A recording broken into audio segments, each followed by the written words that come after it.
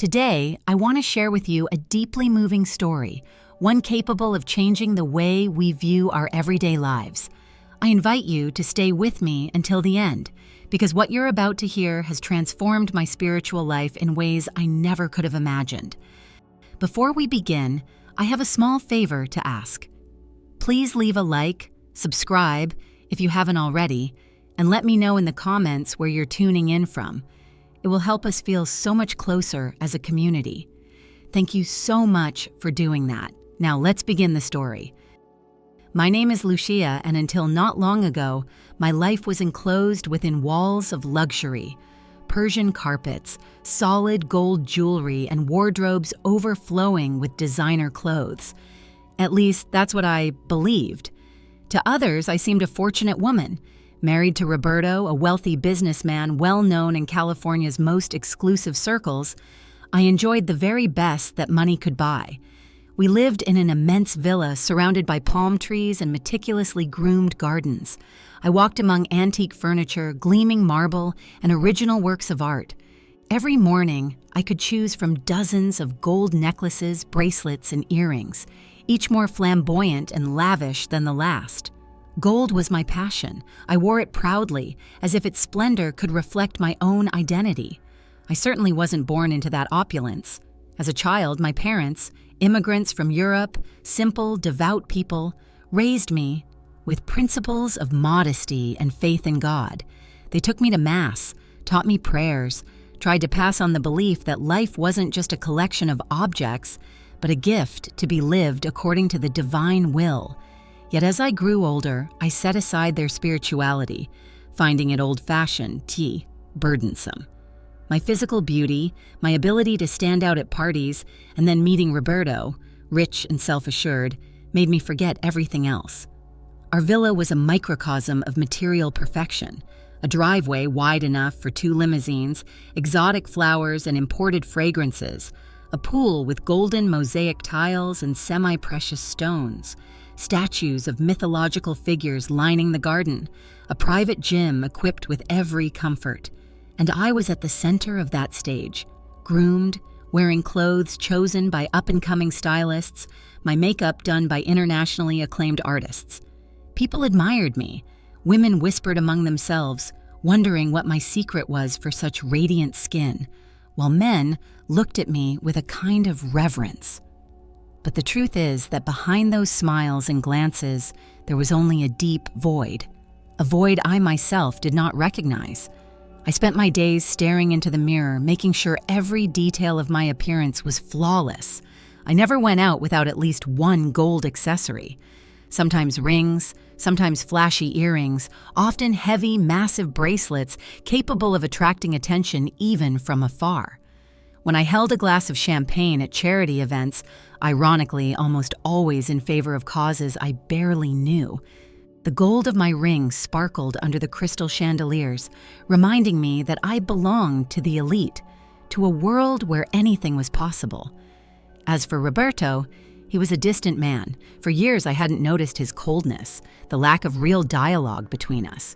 I was too focused on myself, on my image, to pay attention to the fact that there was no genuine love. Sure, he had won me over with his wealth, offering the material security I wanted, and I had offered him my looks, my elegance to display in public. It was a marriage of mutual convenience, although back then I called it love, so I wouldn't have to compromise with my conscience. Perhaps some part of me yearned for genuine attention and affection, but the gold blinded me. At 20, I thought if I had the best jewelry, I'd be happy. Once I got the jewelry, I thought if I had a bigger villa, I'd be fulfilled. Once I had the villa, I thought if I had an even richer, more powerful husband, then I'd have no problems. But problems were there, and a growing emptiness inside me. Sometimes I felt a sort of sad boredom, a sensation that deep down something was off. Occasionally, walking alone through one of the rooms in the house, I would touch my necklaces and earrings with my fingers and wonder how much they were worth, as if their price could give me a sense of personal value. I didn't realize that my soul was suffocating, immersed in a sea of vanity. I had no idea what it truly meant to pray, to feel God, to love my neighbor. I had locked all that out, as if fearing that this spiritual dimension might rob me of something. In reality, it could have saved me, but I didn't know that yet. At that stage of my life, I was completely unaware of the inner abyss I was sliding towards. One day, like any other, I woke up and, as always, went down to the breakfast room. The housekeeper had already set out tea and orange juice in crystal glasses. I sat on the padded stool, admiring the sunlight filtering through the linen curtains. Roberto had already left, leaving a cold note, "I'll be out on business." It didn't surprise me. He was always busy, and ultimately, all I needed was his credit card and the promise of some new piece of jewelry. That morning, however, I received a visit from an acquaintance, Chiara, a woman who attended the same phony charity events and the same opulent drawing rooms. She wasn't a real friend, just someone with whom I shared a certain social status. She entered the living room with a strange, almost guilty air, as if she were carrying uncomfortable news. I greeted her with a forced smile and offered her a coffee. "What's going on?" I asked. Noticing her evasive gaze, Chiara began to speak hesitantly. "Lucia, I don't know how to say this, but for some time now there have been rumors that Roberto has another woman." Those words hit my stomach like an invisible punch. Instinctively, I touched a dangling gold earring as if to ensure it was still there. "Roberto cheating on me?" At first, I didn't believe it, or rather, I didn't want to believe it. After all, wasn't I the perfect wife, wearing the best brands, the most expensive jewelry, organizing enchanting evenings for our guests? Didn't I deserve loyalty and respect? The idea of betrayal was like a crack in the crystal glass of my life. Until that moment, my existence had been a golden monolith, an illusion of perfection. But now this whisper planted a seed of doubt. I suddenly felt less sure of myself, as if the jewelry and the luxury could no longer hide reality. Chiara left quickly, embarrassed by the truth she had delivered like a dagger. I remained alone, feeling anger, shame, and fear. I looked at myself in the hallway mirror. The reflection was still splendid, dressed in a pale silk gown, hair perfectly styled, ears adorned with shining gold. Yet I felt something missing. Where had my certainty gone that my world was inviolable? In the following days, I began noticing small signs I had previously ignored.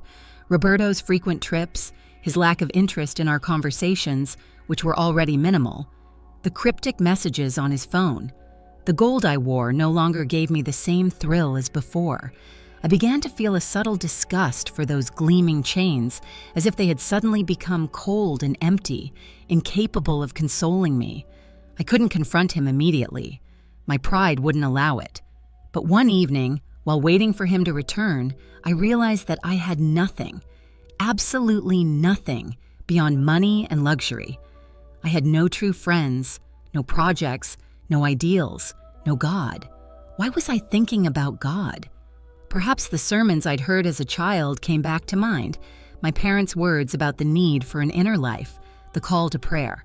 Still, I had chosen vanity, and now that vanity offered no comfort. Finally, when the evidence of Roberto's betrayal became irrefutable, photos, messages, a few suffocating phone conversations I overheard, I exploded. I confronted him on a hot afternoon in the largest room of the villa. He didn't deny it.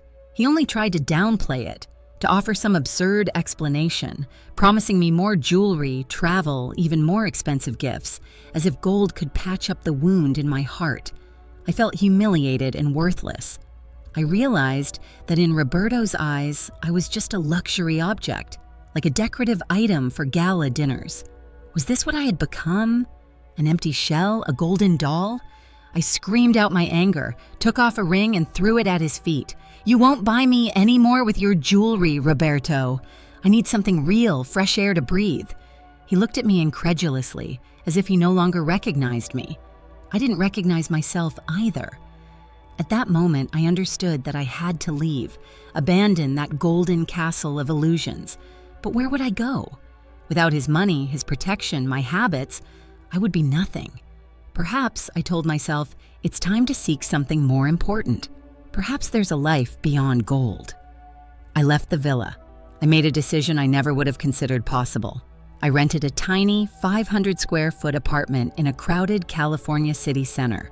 From a palace to a studio, I no longer had the services of before. No housekeeper, no chauffeur. I found myself alone in a bare room with a bed, a table, and a chair. No jewelry, no brocades, no gilded mirrors. Just four walls and the awareness that I had lived a lie. The first days were terrible. I had no income of my own, no idea how to pay bills in the long run, how to buy groceries. At night, lying on a hard mattress, I couldn't sleep. My splendor had evaporated like fog. I was depressed, confused, angry. Sometimes I turned on the TV looking for distractions. I ended up stumbling onto religious programs, pastors talking about lost souls, people who had lost their way but could find it again through faith. They spoke of Jesus as a friend, a savior who extends a hand to anyone who seeks him. I had never truly been a believer. I had ignored my parents' teachings, calling them outdated. But now, with my mind in turmoil, those words took on a different meaning. They spoke of depression, existential emptiness, souls seeking new beginnings. If you feel lost, if your life is empty, if everything has collapsed around you, open your heart to God, said a pastor on TV one particularly dark evening. That night, I knelt down for the first time in years. I didn't know how to pray. I simply said, God, if you exist, if you can really hear me, help me. I don't know who I am. I don't know what I should do. I've been vain, arrogant. I thought gold was everything. Now I have nothing. A tear rolled down my cheek. Then I went to bed, hoping for a restorative sleep. That night was not a normal sleep. It seemed as if I traveled to an incredible place. First, I found myself in an unknown clearing. It was an almost supernatural landscape, colors I had never seen, flowers in shades beyond my chromatic vocabulary, a gentle, enveloping light. I felt infinite peace, as if all my torments had vanished. As I admired that scene, a figure approached. It was a man, but no ordinary man. He had a serene, radiant face of unearthly beauty. His eyes radiated warmth and love. Without needing to ask, I knew who he was, Jesus. In my dream, I knew it was him. No introductions, no doubts, my heart confirmed it. I felt so small before him. I wanted to ask forgiveness, make excuses, say I didn't know what I was doing. Yet I didn't have to say a word. Jesus looked at me with compassion. There was no judgment in his gaze, only understanding. In a gentle voice, he said, "You are not here by chance. You must see something deeper, Lucia. You must understand where vanity, the worship of gold, and the absence of love for others lead." I trembled. I wanted to say, "I'm sorry, forgive me." But he raised a calm hand. "Come," he said. In an instant, the marvelous landscape faded away, and I found myself in another place, a horrible, suffocating place. I understood he was showing me hell. The transition was abrupt and terrifying, as if a radiant curtain had been abruptly torn down, dropping my body and soul into an abyss of darkness. One moment, I was in a luminous clearing full of colors, immersed in the serenity emanating from Jesus. The next, I had fallen into a universe of pain and madness. The air changed density, taste, and smell. It became acrid, heavy, saturated with the stench of sulfur, decay, and burnt flesh. My throat closed, my skin stuck to my clothes, my hair tangled in sweat and ash. No more flowered fields or reassuring lights. Before me stretched an infernal landscape, a colossal recess with an uncertain horizon, wrapped in a sticky darkness, dotted with reddish glimmers like embers under ancient ash. The ground was a mire of sludge and viscous substances, perhaps congealed blood, perhaps black water and the refuse of the soul. Every step I tried to take sank into that muck, popping foul air bubbles. Every breath was torture. The air seemed to devour my lungs, setting them on fire from within. Around me, deformed human shapes writhed. Some were like smoke-like shadows. Others had barely recognizable bodies, charred skin stretched over muscles, eyes wide in endless horror. Some figures were no longer human. there were hybrid beings with unnaturally elongated or segmented limbs, mouths gaping in distorted grimaces, like tragic masks frozen in a silent scream.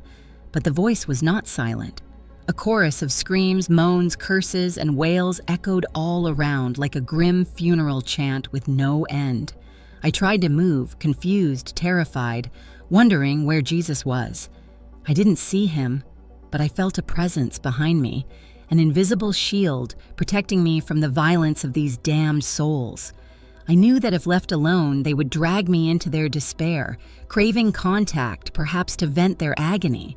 Some reached out their hands, twisted claws in my direction, but they seemed to collide with an invisible barrier, a shield of grace preventing them from pulling me away. I looked around, and then I saw her, a woman, seated on a heap of glowing stones, like burning coals. She was hunched forward, making choked sounds, like a wounded animal's gasps. Her skin bore deep scars, blackened patches of old burns disfigured her face, and yet, behind that veil of damnation, I saw something familiar, the structure of her cheekbones, the line of her eyebrows, as if once she had been beautiful, perhaps as elegant as I had been. Her body was entwined with a monstrous garland of gold jewelry. Rings, necklaces, bracelets, and earrings fused directly into her flesh. They did not shine. They did not emit that gleam I had associated with gold. They were burning brands, molten metal dripping onto her skin, carving trails of burns and sores. Each piece of jewelry was a condemnation, a fiery mark. The woman tried desperately to tear off those cursed ornaments. Every time her hands touched an earring or a bracelet, flesh sizzled and ripped away in strips, releasing dense smoke and producing screams that would chill anyone's blood. I understood immediately. Those objects were not accessories, but part of her punishment. They were the very symbol of her sin, the worship of gold that now devoured her from the inside. I gathered my courage and approached. The woman sensed me and lifted her face toward me. Her eyes were two wells of terror and regret. My voice came out a muffled whisper. "Who are you?" I wasn't even sure I wanted to know, but I had to understand. She gasped, as if struggling for oxygen in that impossible atmosphere. I was like you," she said, voice broken. "I was beautiful, had everything. I lived in a world of splendor and wealth. I thought gold was the measure of my worth. I loved no one. I never prayed. I didn't know God. I covered myself in jewelry, convinced that my physical beauty and my riches would make me eternal, invincible. But look at me now." She gestured desperately at herself. The necklaces were embedded in the flesh of her neck, bracelets fused to her wrists, rings not just on her fingers but in open wounds. My pride, my vanity, they condemned me. Now the gold I worshipped is my chain. It burns, weighs me down, torments me. I cannot free myself. It's part of me, of my corrupted soul. Scalding tears ran down my cheeks. I knew that woman was me. She represented what I could become in the future if I didn't change my path.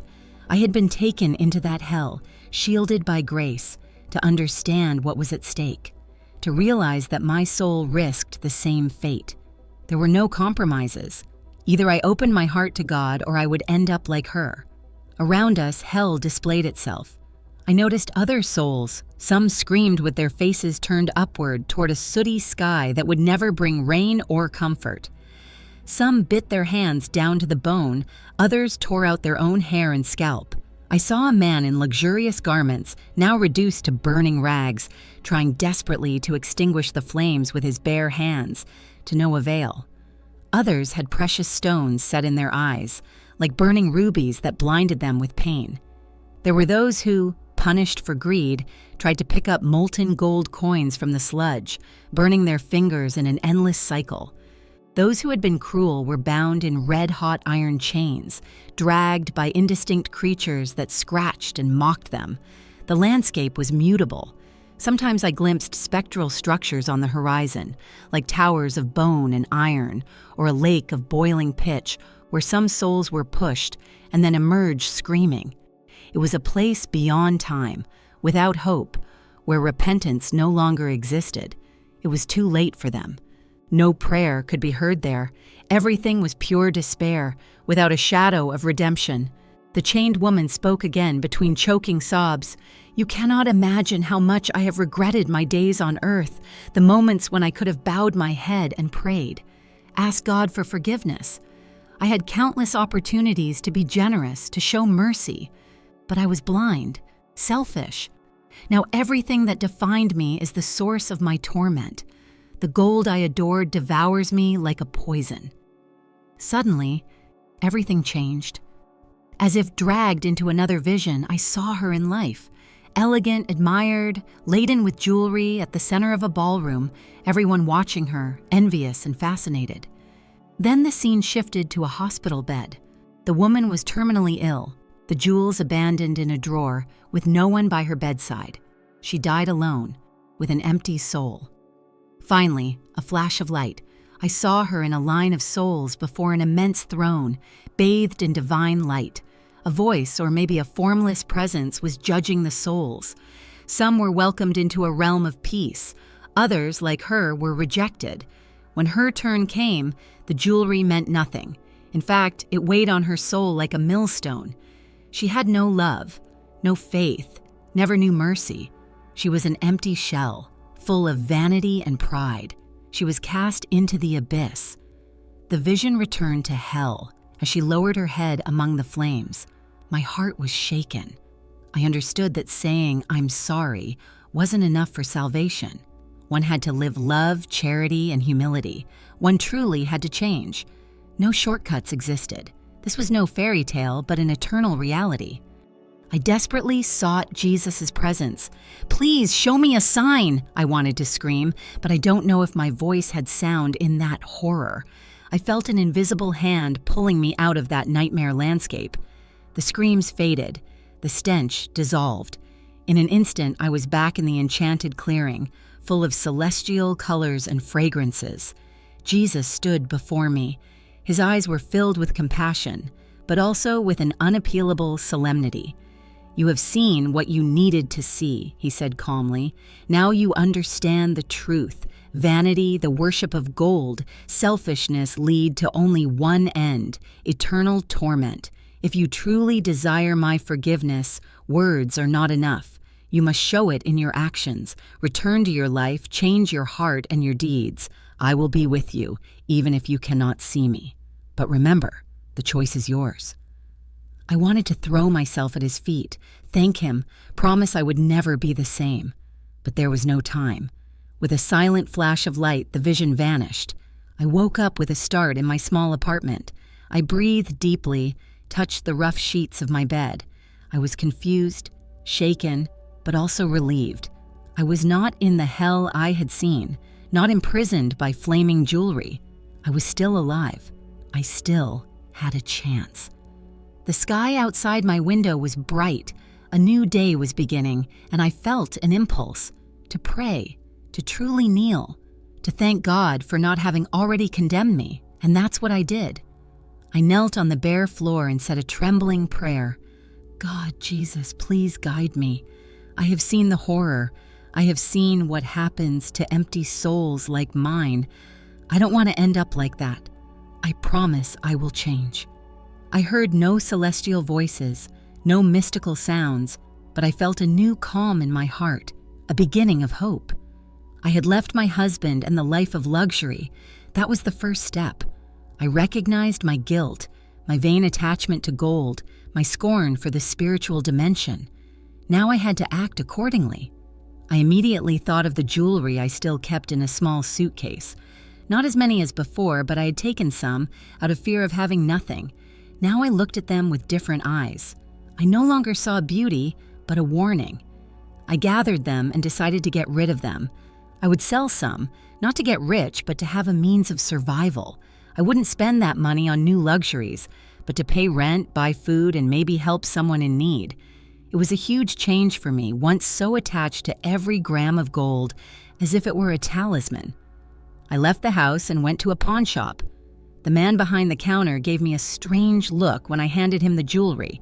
They were authentic and very valuable. He asked me why I was selling them. I made up an excuse, but inside I thought, because I must free my soul. I got a modest sum, less than they were worth, but I didn't care. I had enough to get by for a few weeks while I looked for a humble job. I, the magnate's wife, now wanted to work. I was ready to do any honest job that wouldn't contradict my new path. I asked around. I took time to walk through the neighborhood, observe ordinary people. I saw a diner, a small family-run restaurant. I went in and asked if they needed a dishwasher or kitchen helper. The owner looked me over, noting my still elegant clothes, though no longer luxurious, and made it clear. I can offer a modest job, a few hours, low pay, no frills. I accepted. I was nervous, but determined. No more vanity. I had to show God that I truly wanted to change my life. The following days were both the hardest and the most beautiful I'd ever lived. Hard because I now faced a harsh reality, washing piles of greasy dishes, cleaning floors, taking out the trash. I no longer had designer clothes. I had to be careful not to soil myself or hurt my hands with detergents. I sweated, got tired, often felt clumsy. But on the other hand, they were beautiful days because, for the first time in my life, I felt free from a yoke. I no longer had to pretend, no longer had to impress anyone with my jewels. I could simply be Lucia, a woman with a mistaken past who now tried her best. In the evening, I returned to my apartment, cooked a simple meal. I said a prayer of thanks to God for giving me the strength to face the day. I often turned on the TV to those religious channels that once made me smirk. I listened to sermons, testimonies. I even read a gospel I found in a small used bookstore. I wanted to better understand who Jesus was, his word, his message of love, humility, and charity. I began feeling compassion for those in need, for those who had nothing. Before, if I saw them on the street, I looked away, annoyed. Now I stopped to give them a few coins, a sandwich, or a smile. I didn't do much, but I knew it was a step in the right direction. The world looked different to me. There was pain, injustice, but also opportunities to do good. I no longer felt that existential void. Even working in a noisy kitchen, even with my hands chapped from detergent, I felt more complete. God's presence in my life was something new, but real. I didn't see him. I didn't hear supernatural voices, but I sensed that every small act of goodness, every prayer, every sincere thought of remorse was a step toward the light. Weeks passed, then months. My soul had transformed. Where before there was an altar to gold, now there was an altar to God. Where before there was only selfishness, now there was room for others. I don't claim to be a saint, and I don't know if I ever will be, but I know I've taken the right path. Sometimes I think of Roberto, of the past. I don't hate him. I understand that we both lived under the illusion of wealth. His betrayal was the tear that forced me to open my eyes and acknowledge my spiritual poverty. I'm paradoxically grateful to him because he pushed me toward God. I no longer have any jewelry, except for a simple metal cross I bought with a few coins. It's not gold, not materially precious, but it reminds me of Jesus' sacrifice and of the vision of hell that saved me. That night wasn't a nightmare, but a grace. I have seen what it means to live without God. It's like planting roots in nothingness, ending up in an abyss of darkness. Now I have a modest job, a humble wage, true friends. I no longer attract attention for my beauty or jewels, but perhaps for a sincere smile or a kind word. I know that God looks at the heart, not appearances. I know that true wealth is found in love, faith, openness to the poor, the last, the forgotten. Where I once looked at people with disdain, now I see in each one the image of God. If my story can reach others, I hope they understand. No gold jewel, no matter how rare, can buy the soul's happiness. No surface brilliance can hide an empty heart.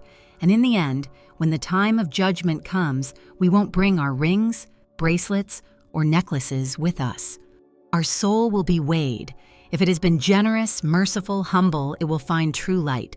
But if we have burdened it with pride, greed, and indifference, we will find only flames, and no amount of gold will make a difference. Today I thank God for giving me a second chance. I have learned to pray, to serve others, to look beyond appearances. The road is long, but now I know which direction to go, and I wouldn't trade this awareness for any jewel in the world. Thank you from the bottom of my heart for following this story to the end. I hope the message you have heard has touched you, inspired you, or helped you reflect on what is happening in the world and in the lives of many people. I invite you to write in the comments where you are listening from. I would be really happy to know how far this testimony has reached. If you like the content, don't forget to subscribe to the channel so you can receive notifications of upcoming stories and in-depth discussions. And if you think this message can bring hope, encouragement, or new perspectives, share it with your friends, family, and groups you frequent. Every share could be a seed of light planted in someone's heart. Thank you again for your time and attention, and may God bless you.